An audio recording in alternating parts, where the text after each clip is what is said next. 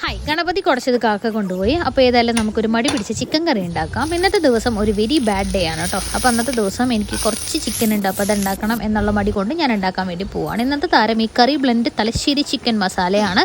ഇത് മാത്രമേ നമ്മൾ യൂസ് ചെയ്യുന്നുള്ളൂ. ഇതൊരു പെയ്ഡ് പ്രൊമോഷൻ അല്ല, ഞാൻ കയ്യിൽ കാശ് കൊടുത്ത് വാങ്ങിയ പാക്കറ്റാണ്.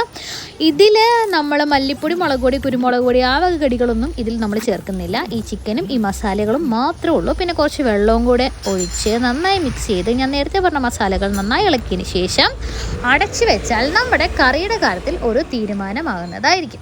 അപ്പോൾ ഒരു 10-15 മിനിറ്റ് കൊണ്ട് നമുക്കൊരു അടിപൊളി ചിക്കൻ കറി കിട്ടുന്നതായിരിക്കും കേട്ടോ. മടി പിടിച്ച ചിക്കൻ കറി എസ്പെഷ്യലി. അപ്പോൾ കറി വന്നിട്ടുണ്ട്. ബൂമാങ്ങിനെ പോലെ കുത്തി കാണിക്കുന്ന സാധനം എൻ്റെ അടുത്തില്ല, അതുകൊണ്ട് ഞാനിത് ഉടച്ച് കാണിച്ചു തരാം.